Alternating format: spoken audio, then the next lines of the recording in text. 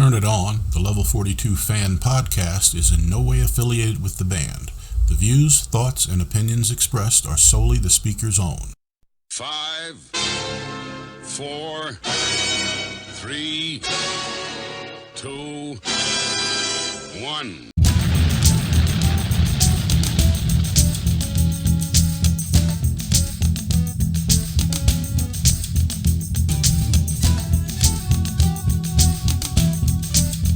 Welcome to Turn It On, the Level 42 fan podcast. We are not here with our typical trio from here in the U.S. today, as Winston Walker, Windman with many faces and many names, is out sick today, so we wish him to feel better. Mr. Mikey Payne is here. Say hello, Mikey. Hey, hello, and get well, Winston. We miss you. All right, and I'm Bob Considine, also saying hello to all the Level 42 fans out there, both past, current, and future from all over the world.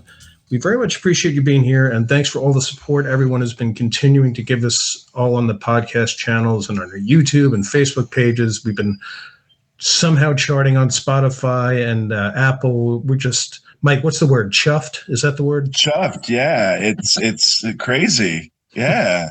And again, it's due to Level 42 that they're charting. So thank you, Level 42. And we're just doing this for fun, but we're so glad you guys enjoy hearing us talk, really.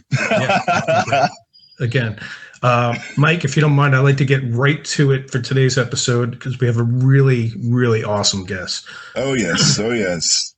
So I think many listening to this podcast will know her from her work on solo projects for Phil Gould and Mike Lindup, but really that just scratches the surface of her accomplishments. I mean, whether it's been in the studio or on the stage, this person has laid it down on the bass with so many artists. It's ridiculous. We're talking Robbie Williams, Paul Weller, Mick Jagger, Squeeze, Hans Zimmer, Dave Stewart. She's even had some stage time with, I think, Eric Clapton and Daryl Hall. She's a member of the most excellent Order of the British Empire, for goodness sakes. Hey! And, but I'd say even more importantly for Level 42 fans than all that, and that is a lot, she has a really incredible kind of multi-genre music project called Project PH.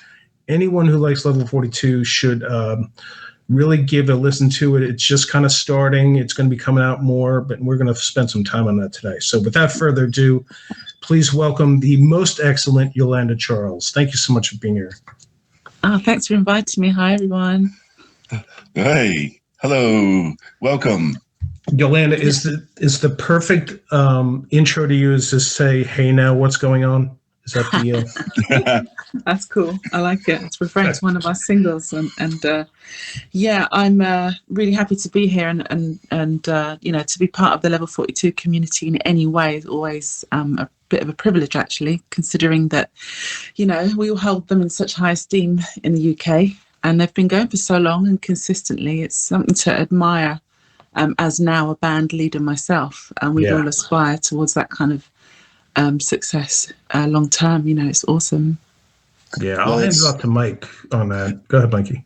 Yeah, it's a privilege to have you here, Yolanda. And as Mike Lindup told us, you're so funny. You're very solid, and it's fantastic to have you here to talk about your new projects, Level 42, and everything else we're going to discuss today.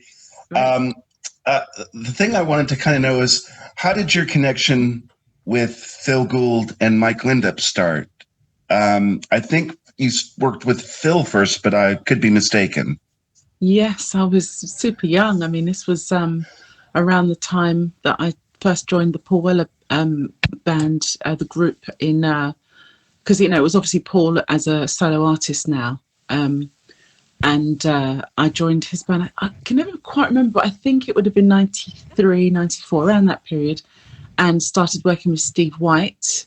And Steve White introduced me to Phil because they're great friends. And I think Phil had seen me play at one of the Weller gigs, and he took notice of my sort of, I guess, what ended up being my sort of sound in general, no matter what style I would play.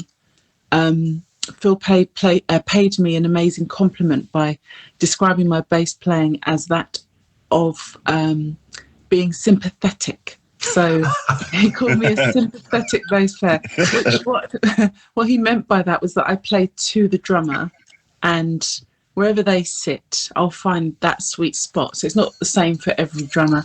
And he called it my kind of skill to sort of find that happy place with that specific drummer each time. So it meant that my pocket was kind of elastic. It was, let's just say adaptable. And so I guess after that, he asked me to do something at his place. He lived in an area called Putney in southwest London, had a studio set up in his basement.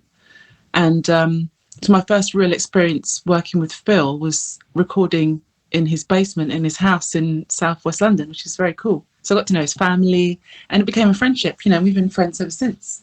Right. Wow. That's amazing. Yeah. What do you mean, like, what's your bass drum relationship with Phil? I mean, he's so, I guess they say he plays behind the beat. Do you find that, or is he different in any way with drummers you work with?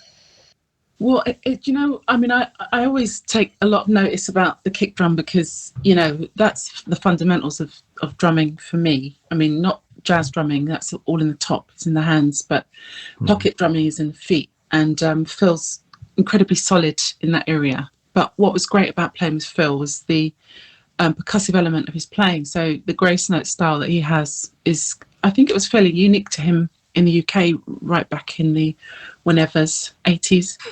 And I think he exploited it. He admired other drummers and noticed their styles and picked up just, you know, it after a fashion and then adapted it into his own style. So there was influences from his people he was a fan of, but then he made it his own really, and was one of those drummers in the UK that actually, I mean, this is what I'm told.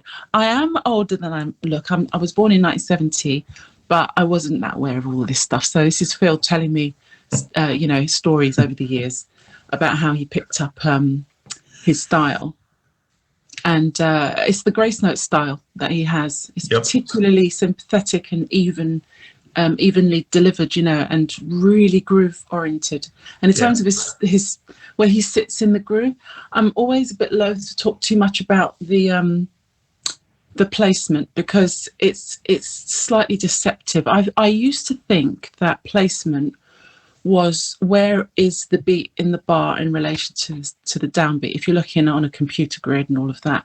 But actually, sometimes you think something's ahead or behind, and it's not. You look on the grid and you think, oh, I thought that was, you know, more ahead than it is.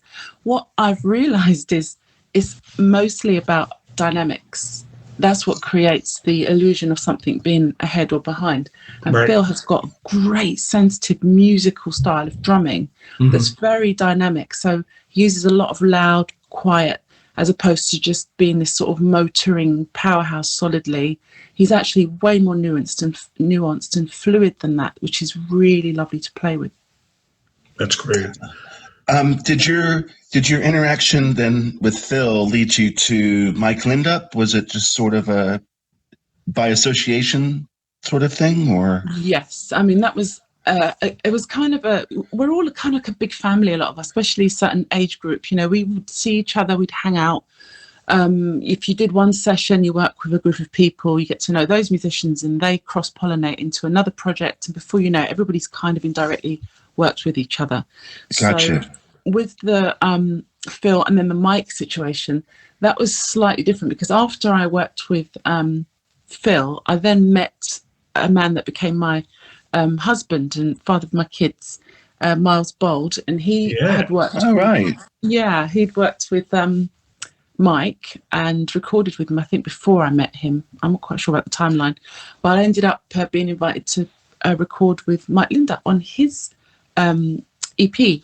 I thought, is it called On the One? On the One. Yeah. Yes. So I did the tracks on that, and then Dominic Miller was on that as well. So Dominic and I worked together on Mike's album EP, and my ex was he's now my ex-husband, unfortunately, but he played percussion and drums and stuff. And Phil, and I call him Gouldy, but probably shouldn't say that because everyone probably should call him that. I don't even know if he likes it or not, but I just call him Gouldy. He played drums on a track as well. So I worked with Mike through my ex-partner, and then also, you know, the connection with Phil as well. So it was kind of alongside, but also slightly independent from the direct Phil connection. Yeah, guilt by association kind of thing. Yeah, exactly. Now, I was born in 1972, and we're not old, so I want to make that clear. Right.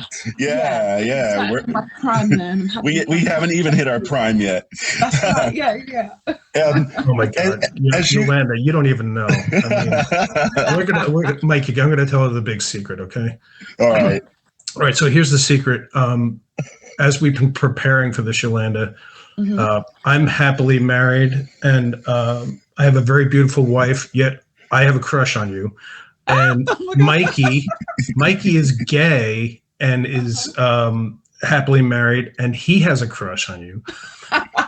And Winston, today, I like this. This is great. And Winston Walker, who's not here, is not married, but he's incredibly grumpy. But he still has a crush on you. So you have this control over everyone. Wow. I wish that would translate into CD sales in general. I like that.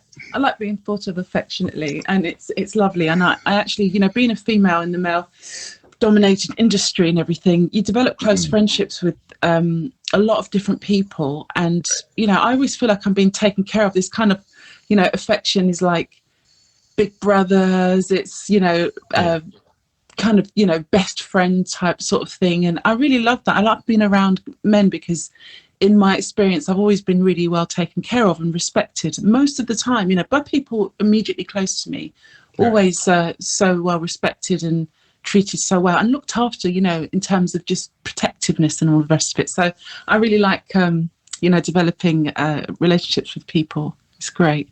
And well, it definitely shows on stage too. When I've seen you perform on stage on TV, I haven't been able to see you personally live, which I hope to rectify soon. Yes. It just comes across as a very independent, happy collaborator when you're on stage. It's really amazing how you have that just beaming out of you. Totally. As you were growing up in the 80s, when Level 42 were kind of at their peak in powers, were they an early influence of yours? I would say yes, because whenever I took a bass out, everybody would say, "Oh, Mark King," instantly, especially if I tried to do any slap, And of course, I had, like every other kid, we all sort of waited for Top of the Pops to start, a music show that was weekly, and it was such a great event because we would always talk about it at school afterwards. If there was a great performance or if something fun had happened, somebody obviously not even trying to lip sync and all of that and just taking the mickey out of the whole, fakery of it back then.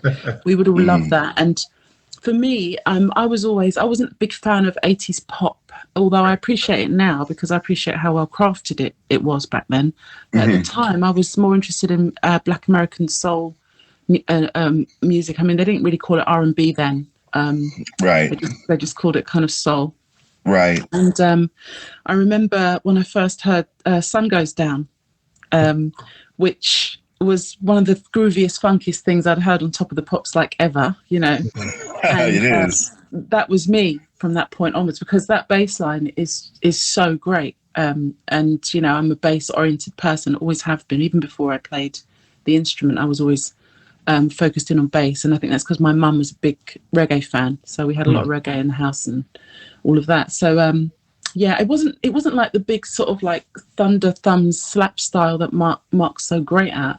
Right. And the fast stuff, it was actually that sort of solid bass line that just grooved, so well that snared me into taking an interest in Level 42. Yeah. More of a groove and melodic bass playing, yeah? Yeah, because a lot of it kind of was along the lines of the music that I listened to anyway, because I was really into Shalimar, into Luther Vandross, and Yarborough and People, Don't Stop the Music, that bass line. Oh yes. Killer bass line that is. And, I wasn't really expecting to hear anything as kind of cool as that from the UK, because to me, America was the mecca for all the music that I loved. And then you hear a track like Sun Goes Down and then you're going to go, okay, yeah, that's cool. That's cool. Yeah. What about, when you played with Phil or Mike, I'm sure that comes with the, oh my gosh, they played with Mark, I mean, but I'm also sure that maybe that's not what they were looking for, like the Thunder Thumbs. What was your approach in all those situations? Well, it's quite funny because I do some slap, and I have some tracks with slap on it on my forthcoming album, and some stuff I've released in the past. But my slap style is a little bit quirky. Like, no one ever showed me how to slap, and we didn't have the slap videos kind of, the way we do now. There was some VHS cassettes around, but I'd never learned from anybody. So I was just trying to emulate what I heard and not really knowing how it was done. Mm-hmm. I just sort of worked on my own thing. So I never learnt that continuous flow of 16th notes with dead notes, hammer-ons, pops, and dead plucks and all of that as a kind of, do this exercise, you will learn it this way. So when I came across Mark in a bit more detail, really listening in, I couldn't really figure out what was going on. And I just sort of realised that actually, do you know what? It's kind of good that I didn't, because I actually developed my own style. So luckily for me, a lot of the time I wasn't actually asked to do any level 42 tunes specifically, with Phil. I don't think he wanted to sort of only be known for one kind of set of music. So his catalogue was quite varied, since after he left. But then I think one gig we had, Wally was on it, Mike was on it, and Phil was on it. And so they were like, come on, we've got to do some level 42. So they put Love Games in the set. Oh, wow. That's easy. And they put Sun Goes Down in it as well. And by then, I mean, this was not that long ago. By then I'd learned how to do this continuous slap thing. And it was really quite funny because I thought I couldn't really do all of that stuff because I never really bothered to try. And then when I started listening to Love Games, I thought, actually, I do my own version of that. And it was great fun to be able to play it. But I'm glad that I actually have my own style, because I think there's a lot of people who sound like Mark when they slap. And he's, the originator of his own style. Right. And it's kind of great that, if you've got your own signature sound, that's yours. It's okay for people to learn it, but it's also great to develop your own voice, your own character and personality as well. So Absolutely. It was great fun playing it. I didn't feel like I was under any pressure, because they knew that I could handle the parts. Right. And they knew that if I did it my way, I might have done extra dead notes where Mark didn't put them, or I might have done extra thumbs where he didn't put them, but the flow of the riff was basically the same, just maybe not as in his actual lifted note for note, because he's the don of that. So I did it my way. Yeah, you're supposed to have fun with it. Absolutely. Yeah. What, besides Mark, were there other bass players that influenced you early on in your career? Well, I think the whole reason why I even started playing bass was because bass in the music always struck me as melodies. I never really heard bass as a kind of secondary part of the song, because the music we listened to in our house was bass-led. It was funk and reggae and soul. And all of the, in the 80s, the bass lines that came out that were added to records in the 80s were so monumentally, hook based. You sing the song without thinking of the bass line a lot of the time. So I was raised in an era of, I would say, some of the most sort of beautifully constructed bass line writing in our history as popular music, and that got me into the bass guitar. So I wasn't necessarily into a specific musician, because I just loved whatever bass lines hooked me, and I was like, okay, that's my favorite bass line. No, that's my favorite bass line. No, this one. Sometimes we were played on keyboards. Yeah. Like Jamaica Funk, like Encore by Cheryl Lynn. Those are keyboard bass lines. I'm pretty sure Cheryl Lynn's one is as well, and even some of the Change. The band called Change and Brass Construction, and those bass lines, a lot of those bass lines were programmed on keyboard. So I was interested in the riffs, the melodies, and that's what hooked me in. And I think if there was any one person that really grabbed me and I had those bass lines running around in my head, it would be Family Man Barrett, really, Ashton Barrett from the Wailers, because Right, absolutely. obviously being reggae, but also that particular style, Bob Marley's and the Wailers style, the instrumentation, the orchestration, and the arranging was so melodic on every level. Nothing was just there as a filler. Yeah. And so, the bass lines hooked me in, man. And I was learning guitar, and I dropped that guitar quick and picked up the bass lines instead. It was way, way better. All right. So whereas Mark King came in as more of a percussive bass player, obviously because he was started out as a drummer, you came in more of a melodic bass player from a different vein. That's really interesting. I'm a really good air bass player. But I didn't know that. So I learned something today. Thank you very much. Cool. Mikey, if you want to play the best air bass of a Yolanda Charles moment, it is on the song On the One, where Mike plays a little keyboard break, and Bill hits the toms, and Yolanda goes boom, and it's like this big score. Yeah. And I think it's on the you're definitely playing a 5-string on that, I can tell, I think. Yeah. I mean, I needed that low note there, but I'd say that, I love the 5-string. It's much easier to slap a 4-string, that's got to be said. My God. Slapping a 5-string's a whole bunch of pain sometimes, because, it's like you want to play that open E, and I tend to play it on the 5th fret of the B string. It just adds a different sound to it. So you kind of have to compromise what you actually want to do versus what the instrument can do. But that's one of the things that I am kind of relied upon and known for, is really solid, expressive bass playing. Unfortunately for me, by the time I got to maturity, slap wasn't really needed in the session world. I really, very rarely was asked to do any slap. I think with Robbie Williams, there's this little, 8-bar moment in Rock DJ, this tune he did with, I think it's Kylie Minogue, isn't it? There's a little slap riff fill or something in there. And when I was doing that gig, the MD was really insistent that we played it as close to the record. Literally like fills, copied the fills, everything. He wanted it. He wanted the record on stage, Now they'd probably just play back and make you mime, unfortunately. But we learnt it all. And that was the only time I did any slap for 16-month tour. I had 8 bars. Wow. So you lose your slap chops if you don't use them, So on my stuff, I've got a lot of slap on my music, because to me, that percussive element, the way that you stop and start the 16th notes, they're 16th notes are flowing the whole time through music, and the funk comes from the ones that you choose to play.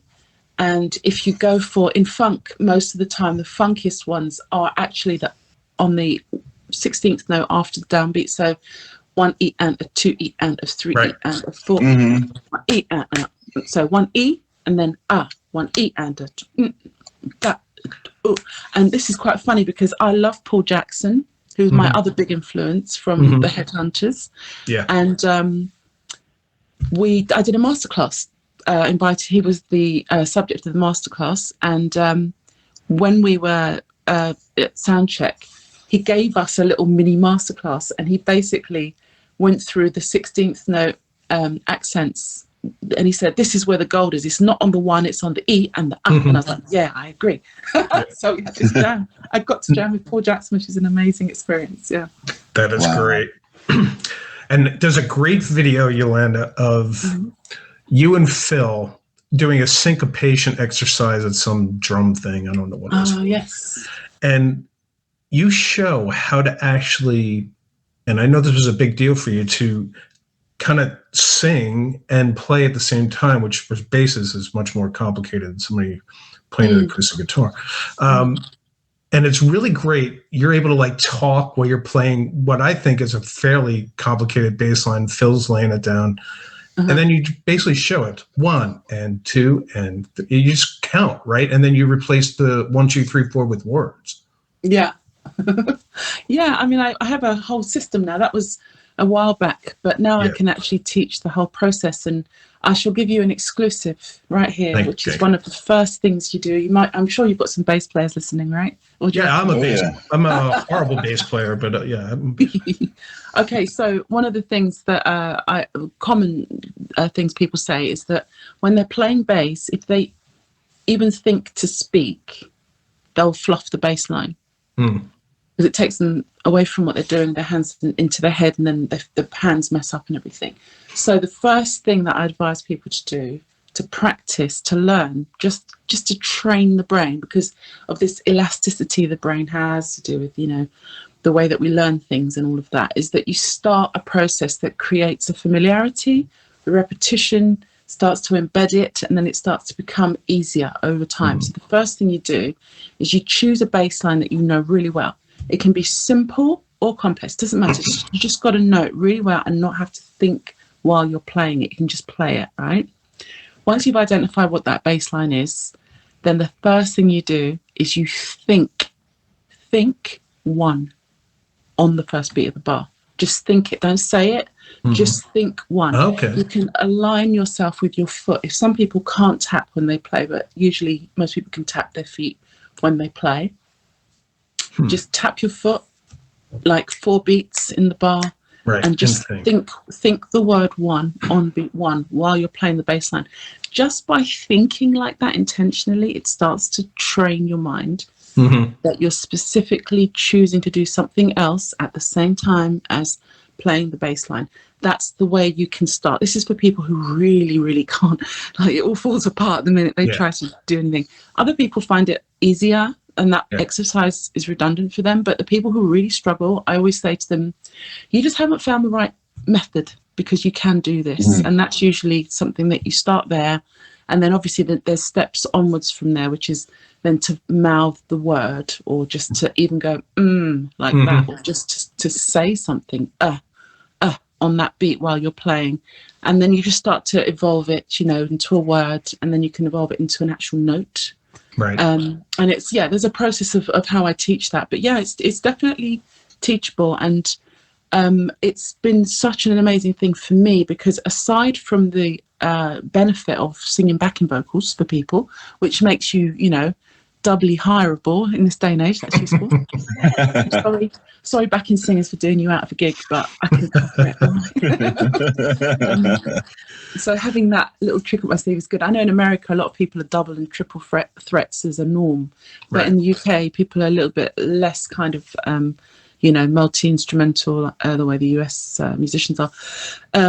So aside from singing backing vocals, what's been great about being able to sing and play at the same time is that I use the bass while I'm composing now, because as you said, I can speak while I'm playing. And because I can speak while I'm playing, it means that I can think.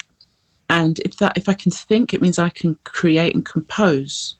So I won't actually have a prescribed bass line that I've already written, but I will follow the bass. The bass will be playing, for me, what will be roots of a chord that I'm hearing in my head. Right. So it's not necessarily, or a note in the chord, like not necessarily the root.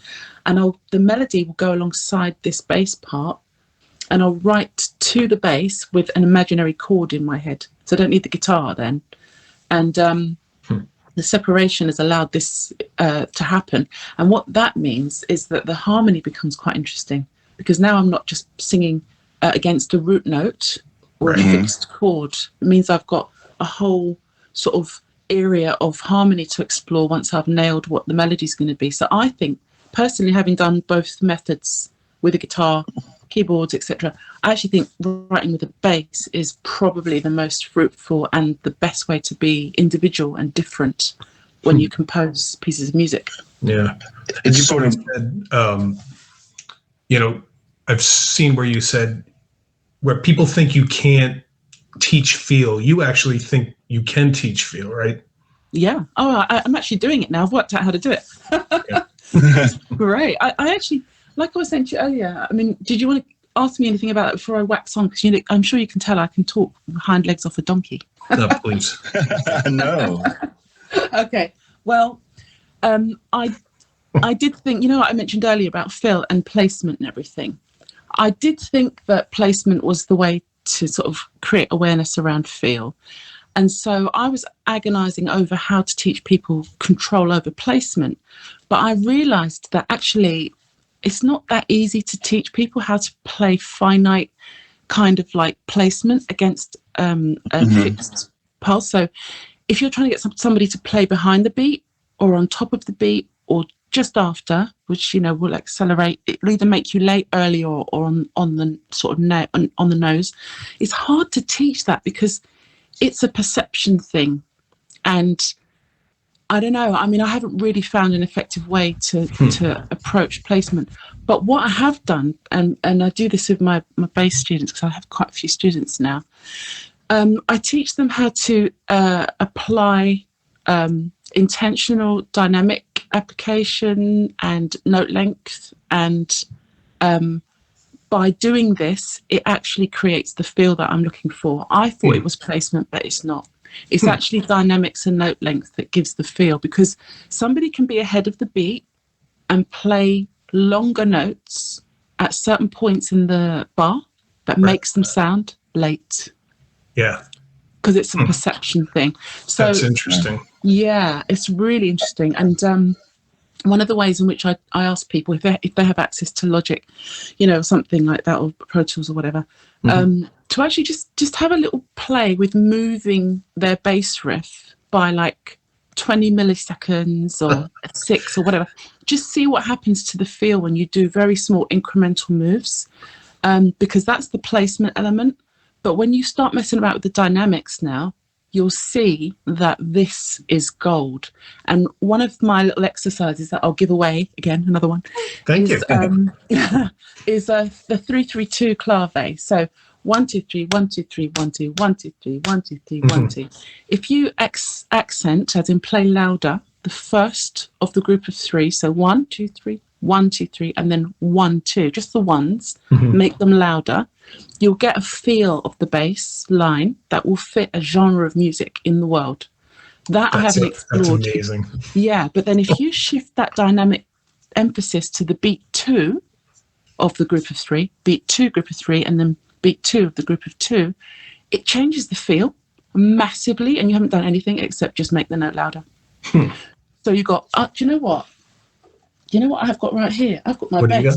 Shall I play you what I mean? Yes. Hey. So tell me how loud and how terrible this is. Whatever it is, it's not loud enough. I was going to play like a simple bass line, right? Like go for it. 1 2 5. 1 2 3 1 2 3 1 2 1 2 3 1 2 3 1 2. Right? Yeah. Okay, so that's the 3-3-2 clave.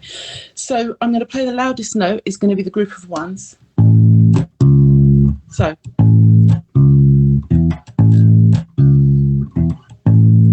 Now, if I make it into the 2, it's like this.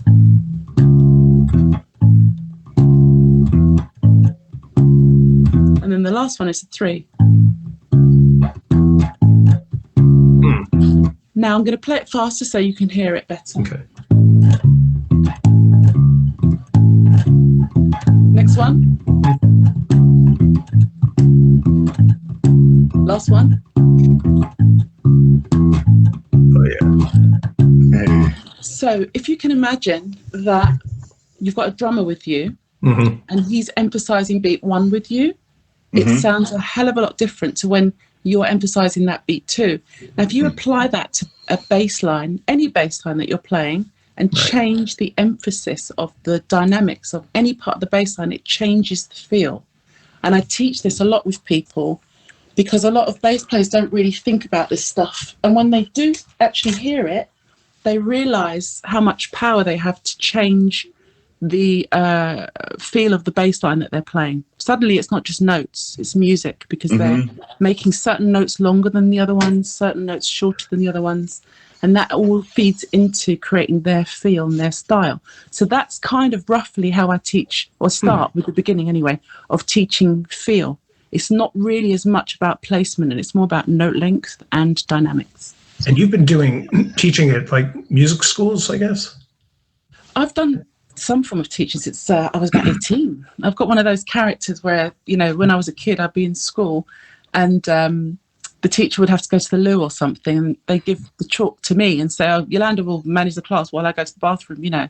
And not because I was some sort of swot, but I don't know, maybe it's because I was as tall as they were, because I'm pretty tall. And there's this element of, can she handle the class well? And I have that kind of character where I get kind of given leadership roles straight off the bat. You know, happened when I was working in a supermarket, you know, sort of thing. Sort of a natural kind of role that people see me as from since I was a kid, really. So, but well, yeah, I've been teaching for a while. Yeah, I was lucky enough, Yolanda, to go to a junior school when I was little, who had an excellent public school music program, which is lacking, as you know, and you've been a strong advocate for music education in the schools.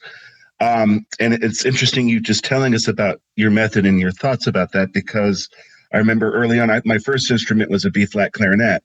Uh-huh. And he always used to say, feel the notes, don't play the notes. Uh-huh. And you just telling us about your method and your view, it just brought those straight back. And we had a really good school band because we had really excellent teachers. And I first want to applaud your efforts to try to show how important music in schools are. Yeah. Because music can translate into other talents too, and confidence. Yep. Absolutely. There's such a collaborative effort that's needed to make music together. It creates the necessity to get along, really. Even if you don't get along, you've got to somehow find that way when you play instruments together. I've seen that with the kids. I don't really work in junior schools and stuff. I'm in the, upwards of A-level. So we're talking upwards of 18, 19, right. University stuff. But I have a few private clients, you know, that are younger. But in the sort of junior type schools, to get the kids to calm down and to get them to cooperate with each other is tricky. And so I think working in groups with musical instruments is a really great way of teaching them skills that will be useful elsewhere. So yeah, I'm a big advocate of music being used as a way to do life, actually. All right.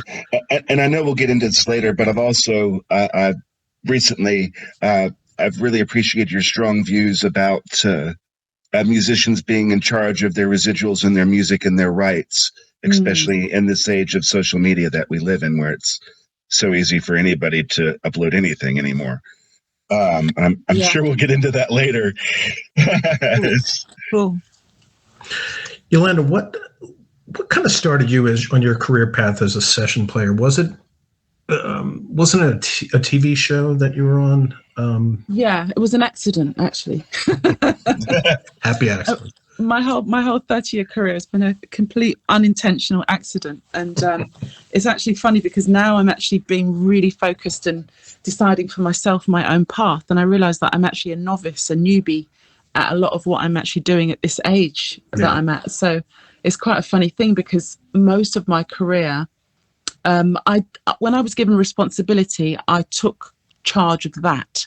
But actually getting those jobs, most of them just come randomly from phone calls and emails now, you know, and I did actually accidentally become a session musician. I had been in bands and I loved being in bands with my friends. And before the kind of like actually being paid to do gigs occurred, I had just come out of college and I was asked, I think I was about 19, and I got one of those random phone calls from somebody that had seen me on a show, which was for kids. It was a kids show. And I was given the opportunity to play with Jimmy Somerville, and that was when I was 19. That was my first sort of paid session where I, you know, went to a sort of proper grown-up studio and had to do that job. And I hadn't had any training for it because you didn't have that ability to be trained back then. But it was scary, you know. It was a lot of live TV. And I was terrified. And I had a good stone, non-expressive kind of face that I could put while I'm dying inside, hurling with embarrassment and freaking out. And so, yeah, that was when I was 19. And then after that, I went back to bands with friends for a bit, worked in the local supermarkets and just got on with life, and still at home with mum. and my siblings. And this audition came up to do this house band in a TV show. But that was a bit later. That was around, I think I was about 21. Okay. And not much later, right? A couple of years, right? But it seemed like a lifetime back then. Yeah. And that's when Paul Weller came across my playing. I hadn't played with him, but he was guest on the show. And then I ended up getting a job playing for him. So I hadn't had any ambitions to play with Paul Weller. I was into funk. Yeah. Yeah. The two bands I was in one was funk and one was kind of hip hop, American-based kind of music. So the British pop scene and the Britpop scene, which became Britpop, because Paul was he revived this sort of 60s and 70s Americana interpreted by Brits kind of style, like the Faces and Small Faces and all that. I found myself in this scene right at the sort of moment when it kind of, sort of took off. And I felt like such an alien in that world. It was so weird for me. I mean, I think it was really funny. I think I've told this story before, but I have to just tell you here because it's appropriate. That when I went into his rehearsals and he saw how high my bass was, and he said, "Why you got your bass so high? Well, who do you think you are, Mark King?" I was like, "I wish, mate." Did you gravitate toward his music eventually, or? Oh, well, actually, that's the thing. When you said something about me being sort of quite, looking like I'm enjoying myself or something on stage and all of that, that I learned through doing Paul's gig because it was so not my cup of tea. I didn't know the music. I didn't know the jam, and I knew a couple of Star Council tunes that made it onto Top of the Pops, but it was really awkward for me to be in that environment and not know the music. So at first I just thought, what is this stuff? What are these guitars? Because I was in a lot of music I listened to was programmed or, all of that, and or slap bass and stuff. So I kind of found it a bit difficult at first, but I rose to the challenge of trying to make the boss happy. And I got into the whole nuanced listening. And I developed my listening skills from Paul's gig, which is listening to those details, like I was saying to you about the long notes and the loud notes and all of that. Mm-hmm. I kind of started learning that when I was in my early 20s from doing Paul's gig. And then I started to understand the satisfaction, that feeling of when you're starting to nail it, Okay, I'm getting it now. Now I'm feeling like it's starting to sound really good. I know what I'm doing. I'm doing it this way. I'm playing here. I'm using this instrument. I've got this, my strap is this length, for God's sake. So, there's all these details, these things that I was doing to make the bass lines just sound better every time. And it started to get acknowledged by Paul that I was making his music sound in a way that made him really happy. So that gave me a big buzz as well. Yeah. And so I started to actually get into bass playing, like properly into it, not it as a vehicle for me to show off, not it as a reflection of my favorite listening playlist or whatever. It was a reflection of how good can I make what I'm doing. How good can I make the music sound? How good is what I'm doing going to make this music sound? And that became how I managed to play any style of music and love it, because I love playing bass. I actually love finding those little gems and the gorgeous kind of flow of the music within my instrument and putting that into the music. So yeah, it was tough at the beginning because it was out of my comfort zone taste-wise, and then I learned how to love playing anything. So you were able to kind of put your stamp on it in a unique way, either through playing it maybe the way you think it deserved to be played, or playing it to the betterment of the song itself, I suppose, learning that dynamic of... Well, yeah, I mean, I was always aiming to just be as good as the bassist on the record, because the goal is to not be, less good. Don't be rubbish. Don't make that great bass line sound rubbish. You got to do it as at least as good as the recording. So you start there by aping as much of it as you can. You just try to emulate as much of what's gone on before, but because we're just all different, and I've got different shaped hands, and I make a P bass sound like like pants, but a jazz sounds great. No, you do not. You do I not. don't, man. I don't know. I think I might play too hard or something, but I don't make those basses sound good. But I make jazzes sound good. So even by playing it on a different instrument, it might have been recorded on a P and I played on jazz and all of that. It just changes the riffs anyway, even if you've tried to be as close as you can to the original. So I didn't intentionally try to sort of make it my own or anything, but I think it just becomes your own anyway once you start, you know. Well, you said changes, and that leads me to my next question. You recently played with Mike Lindup at the Jazz Cafe. I did, yes. And obviously on his recent and amazing solo album, Changes 2, which is still on heavy rotation in my house right now. Yeah. What did you make of that experience with the Changes 2 album and also playing it live at the Jazz Cafe? I was really interested to hear your perspective. Well, I mean, I didn't play on every track, so that was one thing. That was actually kind of where my session skills came into being, you know, because I had to learn other bass players' parts again, which is something I've spent an awful lot of time doing in my life, you know. So that's a nice skill to have because I can play other people's stuff really convincingly. Yeah. And I like the challenge of that. But the recording side, I was really quite surprised when I went into the studio to record the tracks. I listened to they played me the tracks. I hadn't heard anything until I went in the studio, and I said to Mike, "What's this? Are you making a dance record, mate? What's going on?" Because you know I wasn't expecting the program stuff and all of that, and you know I get it because Mike. You know, he's a groove player. He's also a bit of a jazzer as well, actually. Yeah. He's a fusion guy in behind all of that. I'm sure you guys will know that about the boys anyway. But yeah, so I know that for me, the 80s era had a lot of four on the floor, which people sort of described disco as killing music. The death of music began with disco kind of pronouncements, right? But it's all the Bee Gees' fault. Yeah. But for me, if you listen to those solid 1, 3, 2, 4 and a snare and kick, on top of that is great orchestration of parts. So you know, wicked bass lines, great keyboard parts, lovely guitar, all going on. Maybe the drum kind of intricacies died a little bit for a while there, but you know, whatever. Drummers. Who cares? Yeah, I love boom, cat, boom, cat, boom.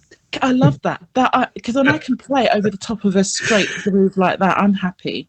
Right. So when I heard that the bedrock of Mike's stuff some of it was very straight like that, I knew that just meant that he's going to be able to be even more kind of like funky and more syncopated and more intricate. And then you know, there's tunes on the record that are quite fusion, really. I'd say. I mean, playing that stuff was really funny for me because I had to learn some of his synth bass parts, and you know, keyboard players. I love keyboard players, but when they play bass parts, right, they aren't half a bit random. You know what I mean? They're all over it. You know, us bass players, we're like, okay, gonna play like basically the riff, and then we're gonna do a couple of little fills and. You know, but when you've got a keyboard player, they've got all those 5 fingers on the left hand and they're just all over the left hand and just thinking, I've got to reproduce all of those parts now. So Right. It was quite fruity at one point. And I said to Mike, you know what? And he said, will you double the synth? And I said, for the gig. I said, yeah.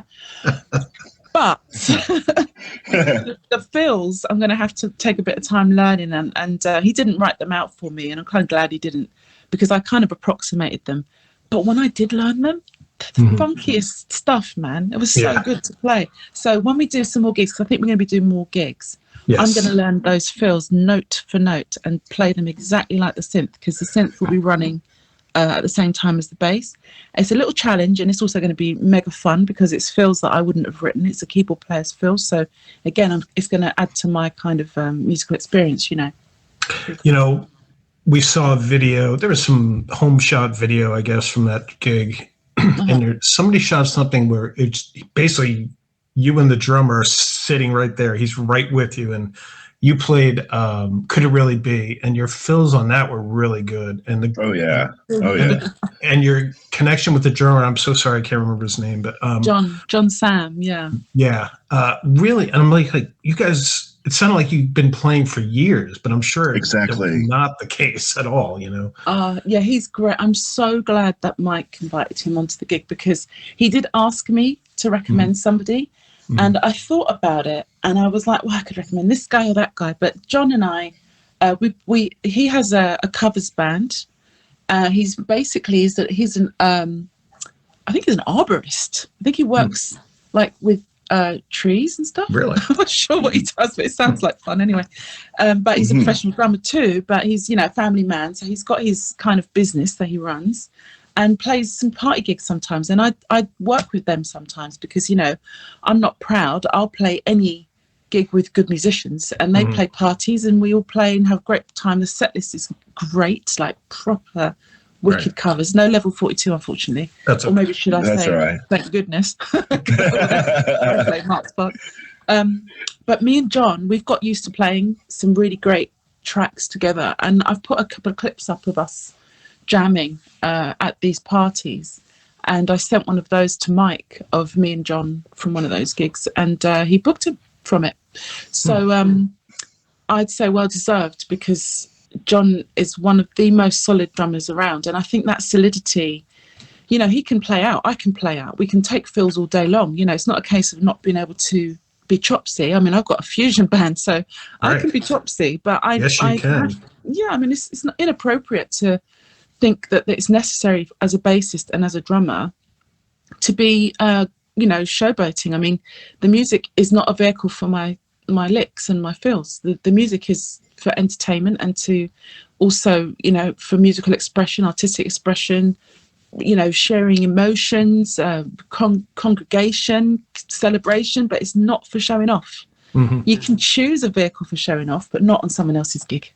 Right. So he and I, we lock. I mean, he reminds me of Gouldy a little bit, really, because he's, Phil is a very, very musical drummer, in as much as he doesn't do unnecessary fills. He plays it appropriate. So to me, that's one of the things that I really work with people on, is applying good taste.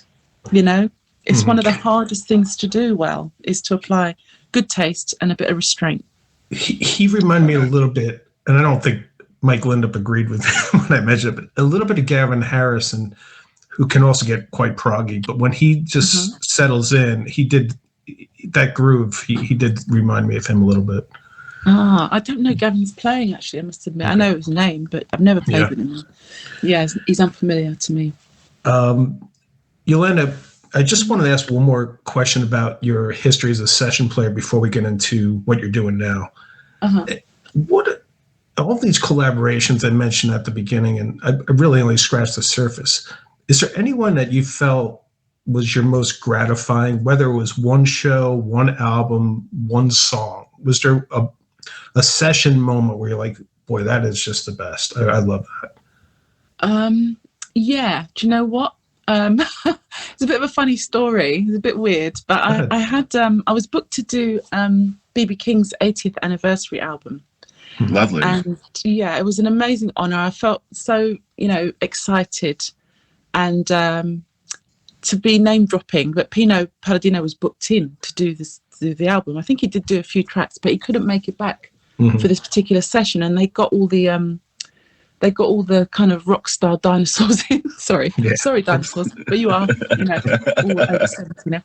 So Eric Clapton was on that, Roger Daltrey was on it as well, and also Van Morrison, and that was just in one day. So they couldn't move it for Pino, so they called me in, which is great to be his depth for that particular session. It's very, really cool.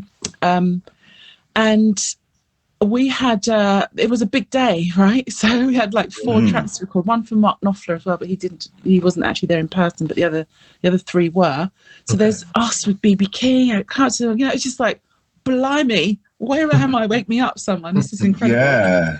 But the best part of it was, for me, was we did a track called Early in the Morning, which for Van Morrison. That was the cover that he was going to sing on.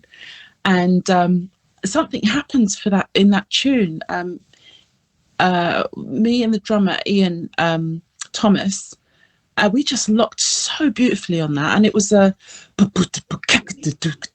shuffle kind of blues, right? And feel, Ian's got great feel. That guy, what a nice drummer, man. Really great to play with. It just sounded so good, you know. And it was just a 12 bar. It had a few little interesting little moments just to be aware of when the changes were going to happen. But it was pretty much straightforward. But the bass line was what it was, and I just kind of naturally, it started evolving under my fingers. Because we were recording live, we didn't really rehearse. This is the scary thing about being a session musician, is that time is money. You're the session guy, you got the call, so they just expect you to be amazing. They don't really kind of want to hear your story. Just, you know, record is going, just play. You know what I mean? Yeah. And it's a very, I don't know if it's I've not been in a session where it's been majority women. Right. It's always been majority men. It's quite scary, you know, and I don't think it's just me, because there was a couple of other Brits in the room, and they were like, boy, I've got to wear my brown trousers sort of thing. So it was quite immersive. So we did this early in the morning recording. I think we did like 2 takes or something, really small amount of takes, and we nailed it like super quick. And the whole time Van Morrison was just like, didn't make any eye contact, didn't speak. He was really like, kind of like, you know, this impenetrable kind of like bit of granite, you know. Yeah. And we were already nervous. Right. And we're recording live, and nothing's written down, so it's all by ear. And the bass line I was playing, I just made it up, you know. I was kind of playing a blues riff, but I also was doing some low stuff that wasn't really part of the normal thing. And we did the take, and I went, how was that, to Van Morrison, because, you know, I needed some reassurance it was okay. And he just looked at me, and then he didn't look at me. He kept his head down, and he looked over at the engineer, and he went, tell the bass player to go back in on bar, whatever it is, for a drop in.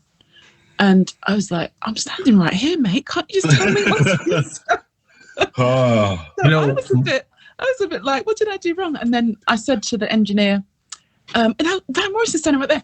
I said to the engineer, do you think he wants like a continuous riff, or does he want a fill, or what do you think? Right, the guy's standing right there. So then Van Morrison says, make it continuous, or something like that. And I was like, oh bloody hell. So now we've all been live. I went back out into the control room, out of the control room into the live room.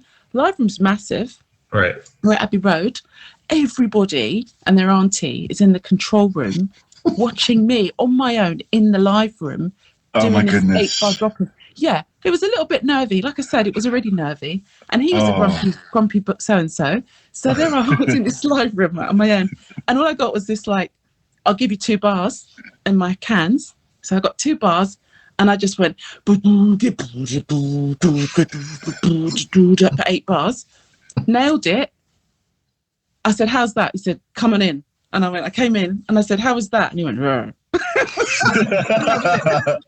But that was like the approval noise. At least it was directed to me instead of the engineer, right?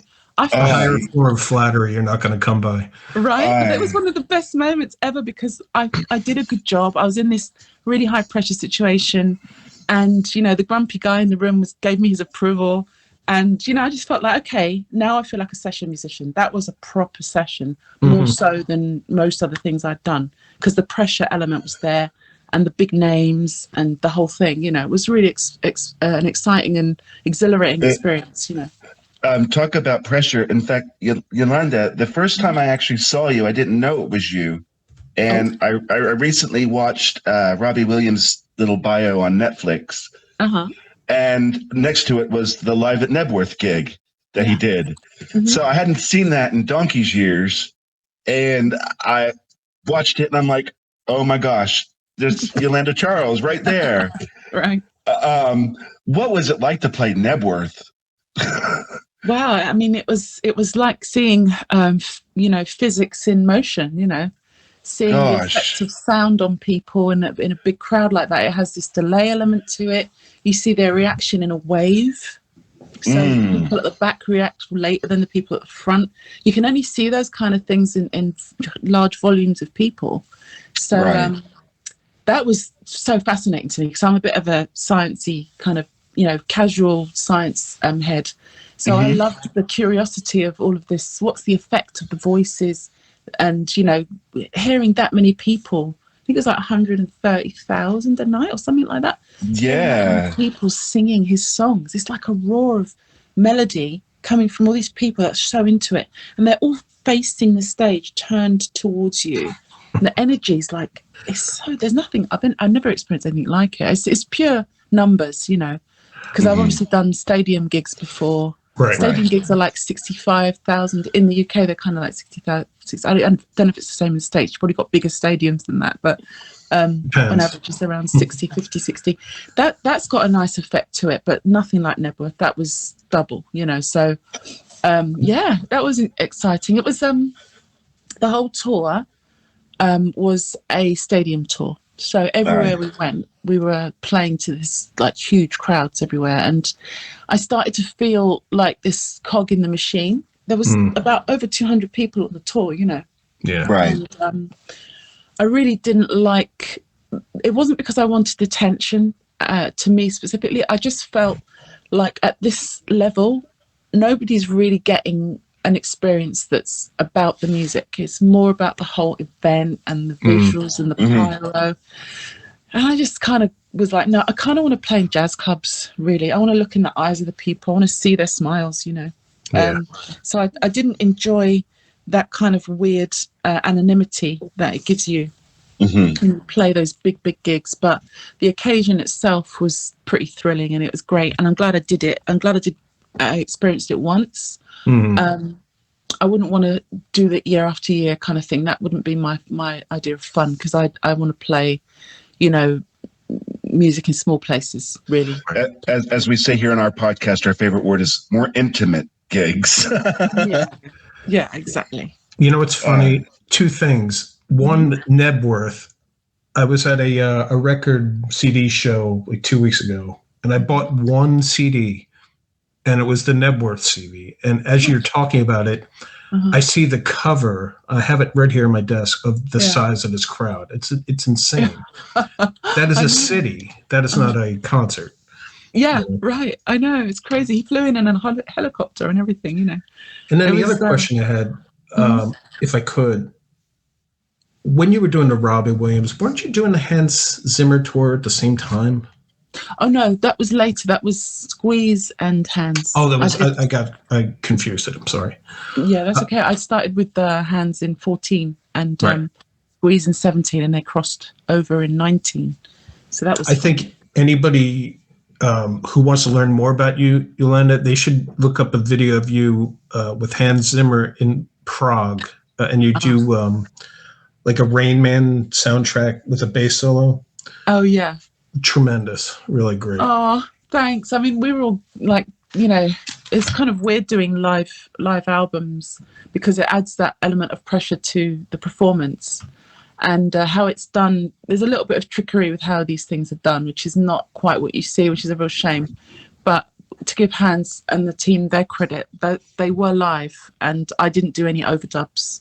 So what you're hearing is what I played, and it was quite interesting actually, because we had desk recordings of most of the gigs, and one of the engineers, I'm just going to boast now, I have to pat myself on the back. One of the engineers mentioned to one of the other musicians that when they listened to the live recordings, I was the musician that was the most consistent and had made the least amount of errors on the for the live album, which I had to say I was very pleased about, because I really worked hard to be consistent live. Because when you're in a big orchestra, it's easy to forget people are hearing you, because there's so many people on stage.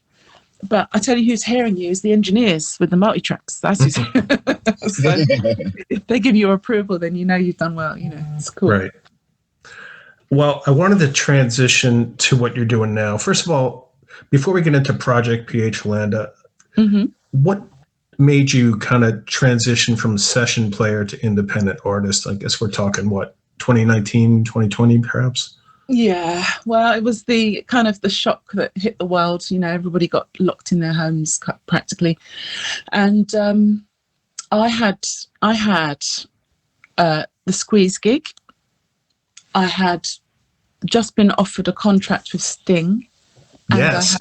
I had the Hans Zimmer tour all lined up to go. Mm-hmm. Once I finished my commitments with Squeeze, I did tell them that I was going to probably have to jump ship and go on to do Sting because I couldn't manage both.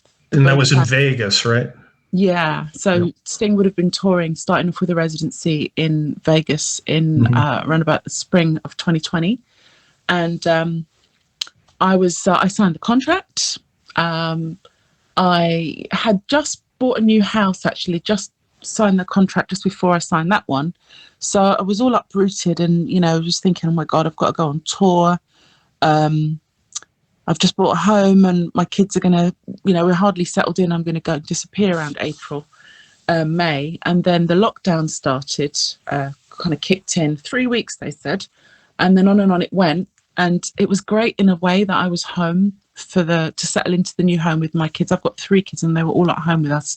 And, I don't want to bring the conversation down, and it's not, please don't, mind too much. But my son went through quite a heavy illness around December 2020. That if I had, actually earlier than that, September it was, if I had been away with Sting, I would have found it very difficult to manage being away and not being there to support my son. He had to have surgery and everything. So it was quite a big deal. And I was relieved that the tour was postponed for that reason at the time. Right. But then it went into 21 and then the gig basically disappeared for me because I was only booked into, to support Sting on the bass as his injury healed.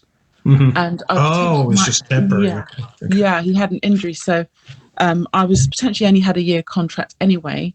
But then Sting did say he was interested in not playing bass so much. So maybe I could sort of carry on and all of this. So that was going to be potentially an ongoing gig. And it basically got to the point where he healed through the lockdown, which is great that he healed. And that meant they no longer needed another bass player. So that gig disappeared. The Hans gig came and went because they offered contract terms that I wasn't prepared to sign. Because I just thought, I've got to this point. I've just had a year off, not been on the road, been with my family, been through some troubling times. We just settled into our new home. Right. I think I like being in London, actually. So I think it'd be nice not to tour anymore. And, I wasn't prepared to sign contracts that had unreasonable terms in them. I wasn't prepared to spend too much more of my life on the road playing other people's music, no matter how great it was. It would have been amazing to do Sting's music. Right. But during that time when, the police and everything, during that time, started writing, everybody was filling their time writing albums and books, weren't they? Right, yeah. Yeah, it was a great time of productivity. So I'd written a bunch of tunes and I just started to think, you know what? When am I going to have time to put this music together if I don't actually do something now? So that's why I did it. I just thought now is the time to do it. And I decided, having made that decision, it actually made it easy that those gigs just naturally went away anyway. Right. And I was grateful for them to disappear because I think if they'd stayed as offers, it would have been hard to kind of turn them down, really. So the fact they went away and I had something that would fill the void already set up made the fact that I lost them easier to bear. Yeah. Because, your own music is always going to be, more fun and more special to you than doing anything, really, I'd say. It's like, you paid your professional dues. Now it's Yolanda's time. It's your time. Mm-hmm. Yeah, I mean, I was terrified when I actually made the decision because I decided I was going to make a decision that would burn a few bridges. I decided that I would make an announcement about it so that I wouldn't get too many temptations because people always call up with work, you go on this tour and that. I'm fortunate enough to be in that position where people call me up for stuff and I just didn't want to be tempted away. So I put on Facebook and amongst the grapevine that I wasn't going to be a session musician anymore. I told people that I am no longer a session player. I put in my bio, former session bassist Yolanda Charles. And then I just had a little caveat, but I will be playing with my mates. But yeah, I wanted to make sure that I was serious. And so I actually, created a space of don't perceive me the way I've been, doing music in the business for the last 30 years. This is a new thing. And so I actually did it, but I was terrified. I was actually really scared that I was going to mess up. And I have to say, this last 3 years have been really difficult, but so many highs. And we're about 5 weeks away of having the masters, and we'll be in the pressing plant in May. And the album will be out not long after. This is the first record. This is the vocal album. So let's break that down, Yolanda. Okay. So it's called Project PH, but there's a vocal / R&B funk version, and there's also instrumentals, which I love the title. Hooray! Yeah. So kind of describe which one is which. Well, Project PH Band was the band that I had from before, and I had actually done something with them in 2019, just briefly. And that's, I had one male vocal, a guy called Paris Raw, and then I got another vocalist just before we all lost our gigs and everything in 20. And that was going to be a male-female kind of duet-led band. But because I wanted to be a bit more kind of, sort of create some arrangements that are a little bit more challenging, and I love my funk, and a lot of the time funk is not just the James Brown kind of style stuff or the P-funk style kind of approach. It can be quite fusiony as well. And so it can get quite chopsy. I wanted to write some of that into the music and also keep the vocals somehow, but not become jazz funk. I didn't want to become a jazz funk band. So I decided to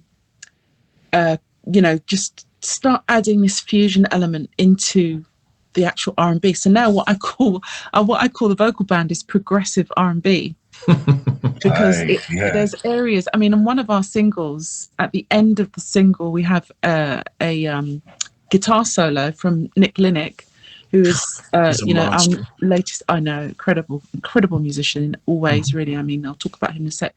But at the end of that song, it's not a new thing. There's a rhythmic pattern that goes in a cycle of 7 and then 6. So it's effectively a 13/4. Wow. But you wouldn't really know it because the pulse is just solid all the way through. It's just the shape of the kind of shape of the music. I'm trying to think of the word. What's the right word? I guess the figure sort of evolves in a 7 and then in a 6. But ultimately there's this snare rolling through it, and you don't really kind of notice the counting. That is fusiony, really, I'd say. But it's in the R&B setting, so I'm calling the stuff progressive R&B. Yeah, that's unique, and I love it. Yeah. Well, there's nobody around that I can think of that's doing anything like us, really, in terms of the vocals, and then this sort of progressive fusiony type sort of style that's additional, as well as the song. And then because of this fusion element, Ronnie Scott's asked us to do an instrumental set at their late shows. And I thought, well, okay, I've actually got a couple of fusion tunes, and some of our vocal tunes will lend themselves to work without vocals. So we ended up with a couple of gigs without any vocals, and then we started writing instrumental tunes directly for that set list. And that's evolved because Ronnie's has given us 2 shows a month, every month since 2020. In fact, the end of 2021, we did I think we did December. So we've been going there for 2 years, which is an amazing gift of them to give us that spot, because we've been developing our instrumental set. So the fusion album is starting to take shape. We're going to start recording that in May.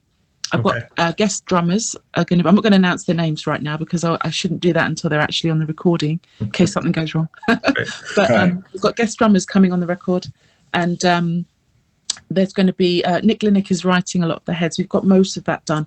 It's going to be an incredible experience making a fusion record. I've never done it before, but the vocal album is coming out in the summer. And that is where I see my major strengths is as a songwriter, not a pop songwriter, but an orchestrator of vocal-led tunes, because I do not write verse, bridge, chorus, outro type stuff at all. I write, very intentionally in a more orchestral way, in the arrangements, and I like the way that we're working, because I've called it progressive because it's not familiar to people, and one of the biggest sort of pluses I've had and a reflection of what people are hearing is they're saying that it sounds fresh and new and different, and I love those words. That's great. Excellent. And in the clips that I've heard, Yolanda, that's exactly what I hear. And I, again, to Level 42 fans who are listening to this, it's not Level 42, but it is. I hate that you use the word challenging to your ears, because you're just not getting the typical chords on this. You're getting sevenths and ninths and 13ths, but it all sounds great, and the vocals are tremendous.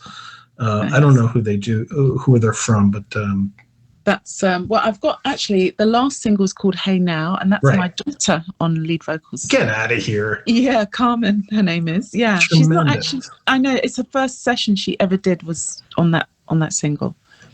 That's excellent.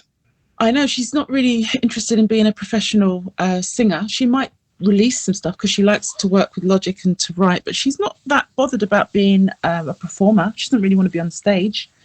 She's an artist, really fine artist, I think, and creative person in general. And I needed a vocalist for that track, for the particular sound, and she agreed. So I produced my daughter on that single, and it was a real thrill for me to have her on it. So congratulations. Yeah. I was going to say, you didn't hold back dinner if she didn't perform correctly. Or she's a fine cook too, so she's fine with that. Me but yeah, no, it's great because she still lives at home with me for the time being, and we're all really close here, and I love that the family is on a record like that. It's a beautiful thing. And then I've got Adiola Shillon, who I met. She was sent to me as a singer for a jam session that I was doing. I needed a house singer, so I hadn't actually met her before, and she killed it. She was great, so I asked her to join the band briefly, and she did. She's still there, but we've got other singers coming in now. We've got Paris Ruel, who's done some of the record, and Imani Salim from Incognito is on one track as well. That's going to be, I don't think I'm going to release it as a single, but the track she's done, I cannot wait for people to hear what we're doing, man, because it's pretty exciting. In general, I'm so super proud. And Nick Linick is producing the record, and he joined the band. The guitarist, he joined the band in 22 in July, when my original guitarist had to go back to Australia, and I just needed a guitarist. But he turned out to be this producer that I didn't know I needed, and he's making these records sound amazing. I mean, the singles we have at the moment, they're pretty good, but the album mixes are going to be actually far superior, because we're working to serve people who want to buy LPs and CDs more than digital, really. Yes. Everything gets squashed in and just messed with in the digital realm, and I'm just not interested in building followers and getting streams and all of that. It's not what I'm about. We want to play live, and we want people to have a keepsake, to play the tracks on a nice system. You can do it with MP3s, I suppose, but because of my age and stuff, the demographic, most of the people that follow me tend to have actual stereos and stuff still, which is great. So, and LPs are making a comeback, I think, with the thankfully. Yeah, right. Yes. I've got a reel-to-reel player, if that makes you feel any better. Oh my word. Well, yeah, that's probably. I'm only 1 year older than both of you guys. No. I love that you're doing your thing your way, and I can't wait to hear what you've come up with. I can't wait to hear the instrumental fusion stuff either. Very excited for you too, Yolanda. Thank you. And this sort of new venture, and based on your professional career so far, I don't think you're going to have any problems whatsoever. Well, thank you. I appreciate that, because it's a nervy thing, and I can't compete with the current generation of musicians that are blowing up on all the socials at IG and all of that. They have these millions of followers. I've got decades of experience, but nobody cares about that. They care about image more than they care about what they're hearing. So they'll happily be fans of people who just only play covers and never write a single note, who can't really play that well sometimes, or look pretty or look handsome. And I understand eye candy, and I understand what that's about. I can't compete with that. So I know that there's a risk to having original music and not necessarily being incredibly successful at actually selling units. But it should bring us in enough attention to get live dates, and live dates are far more lucrative than streams, for sure. I'd say. Well, I can't wait to see you live for my first time. So I can't wait. I will definitely follow you, and yeah, I can't wait to hear it in person. And that would be great. Thank you for educating this new fan of yours today as well. Okay, thank you for inviting me to be here. Yeah, you deserve a lot of credit, Yolanda, because again, you're doing something that's important to you as an artist, but you're also like becoming, you've always been one, but now even more so, a businesswoman trying to establish something in certainly times that are more challenging. And I think you deserve a lot of credit. The music is great. Your integrity is great. If you don't mind, I'd like to just tell people where they can go to get more information. First of all, right off the top, but go follow Yolanda on Facebook, Yolanda Charles, and also Yolanda Charles Project PH on Instagram at Yo-Yo Bass. Her website is yolandacharlesmusic.com. And Acid Funk Designs, you're designing like clothes too. Well, yeah, that's actually a project that's aimed towards helping musicians eventually. I mean, it's just starting up. At the moment, it's got my band merchandise, but the plan is that I invite other musicians who are also artists to offer what they do on T-shirts and any form, mugs, whatever they want to do, put their original art on some merchandise and to sell them and get some actual income from their other art to support making their music. Because I've realized as a business person now that you can't really expect to make money from your music if you're making music that you want to make. You can make commercial music and do well, but maybe you have to understand that you need to finance your music independently. Certainly when you start, you've got to finance it independently from the actual income the music can make. Later, the music could make you money, but to get started, the money's got to come from somewhere. So a lot of musicians are multi-talented. They have talents elsewhere besides making music, and they don't have an outlet or the business sense, or can't be asked, to get it together. So they've just basically got these talents that are lying there just latent, underused. And so I'm thinking, well, if they've got an outlet through my shop, it can become a bit of a community of musician creators who actually do offer something that you can buy to support them making music. So I've got 3 artists so far, and I intend to corral a bunch more and invite them on to supply some art for the website. Yeah. Fantastic. Well, you deserve a lot of credit, Yolanda. We really appreciate you being here, and we're going to make sure we support you, all Level 42 fans. Who follow her on social media so you can support her as these projects unfold this year. Thank you again, Yolanda. Thanks for having me, guys, and I really like the podcast, and I wish you all the best of luck with it. Thank you very much. And we want to also thank everyone who tuned in today. For Winston Walker, Mikey, she cried her pain.